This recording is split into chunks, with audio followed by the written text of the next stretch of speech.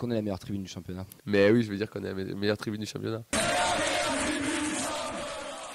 Allez, 2 nouvelles programmations, messieurs, puisque Rennes TFC, ce sera le samedi 13 avril à 21h. Et ça, c'est une très bonne nouvelle pour les commentaires au Danus. Ça va être un premier match à 21h du championnat, j'ai envie de dire. Ouais, en plus un samedi, c'est super rare. Donc, écoute. D'habitude, c'est la Coupe d'Europe. Donc, j'espère qu'il y aura une ambiance Coupe d'Europe.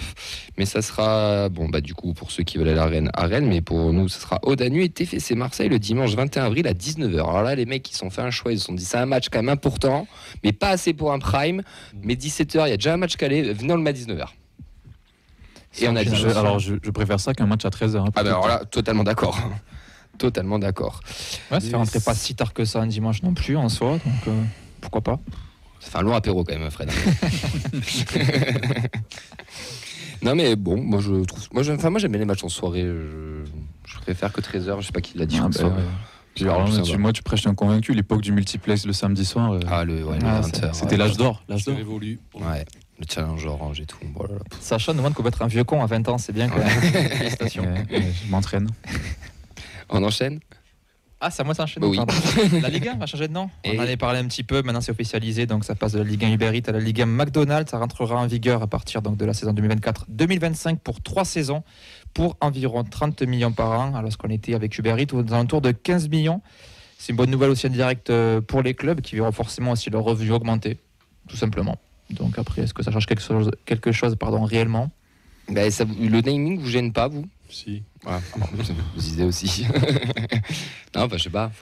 Après, c'est une histoire d'argent, comme d'hab. De toute façon, on n'a pas trop le choix. Ceux qui mettent plus de pognon, ils sont je vais pas faire le mec qui sort ses valeurs sur l'éthique et compagnie, McDo. Bon, ça change pas grand-chose. Uber Eats, ce que tu veux. Ils ont aligné l'argent au final. Je crois que c'est record, non, pour le fait sur la Ligue 1. Même européen. Et du naming, il y en a de partout. Donc bon, à voir ce que ça change réellement maintenant. Vaut mieux la Ligue 1 que le Stadium, non ? Ouais, disons que tant que c'est ça. Ah oui. Le Stadium McDonald's, non, c'est mort. Non, c'est mort. Antoine, toi, en tant que coach, là, c'est du business, hein, mais... Ouais, mais je pense que les clubs sont de toute façon à la recherche de financement toujours plus important. Et pour le coup, effectivement... sans doute que les clubs aimeraient privilégier leurs valeurs avant tout en essayant d'avoir des représentants qui correspondent justement à ces mêmes valeurs. Mais si ça les aide à mieux vivre financièrement pour sortir aussi de la période de Covid qui a fait du mal un peu à tous les clubs professionnels, il me semble qu'ils ne vont pas cracher dessus. Ah non, ça clairement. Ça clairement. Après, l'éthique, on y reviendra. Après, là, on est en train de découvrir que McDonald's fait beaucoup d'efforts en France et ils sont en train de nous le vendre comme quoi c'est pas mal aussi.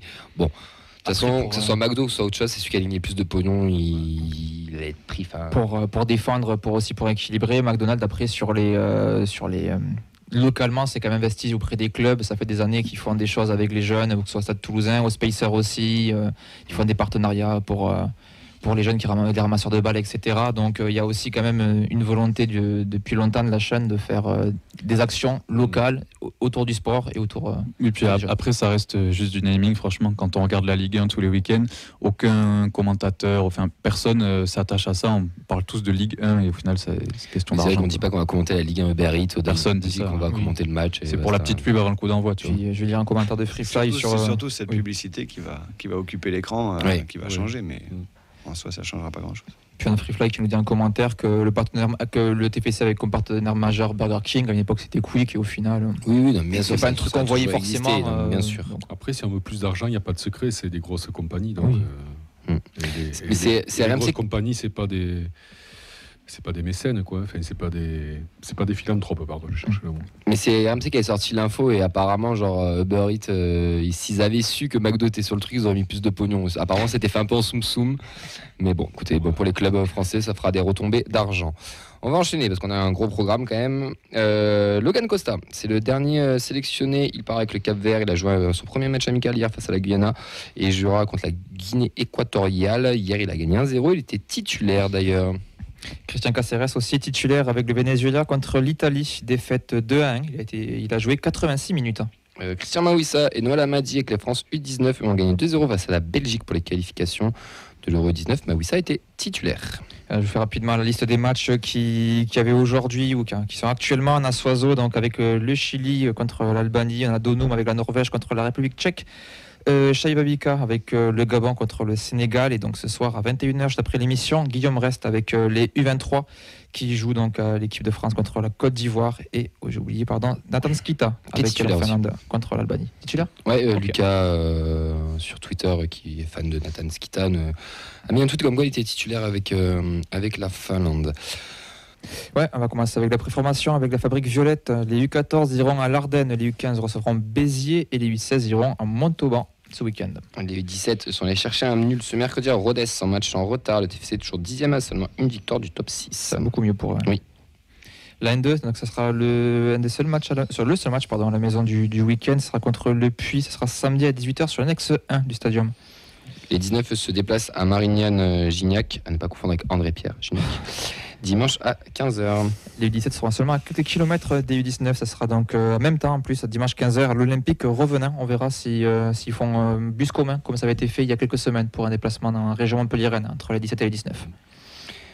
La Détroit, on va en parler après plus longuement, mais déplacement à Nîmes ce dimanche à 15h et la R1.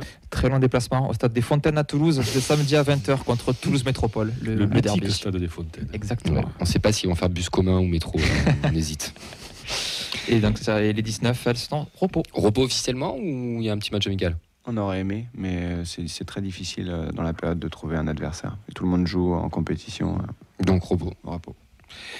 Et bien maintenant, après avoir présenté tout ça, vous pouvez retrouver tous les réseaux, je pourrais retrouver tout sur 1, 2, 3. Vous pouvez retrouver tous les matchs sur nos réseaux et les résultats à partir de lundi, donc sur la feuille de match sur Insta, sur Twitter et sur Facebook.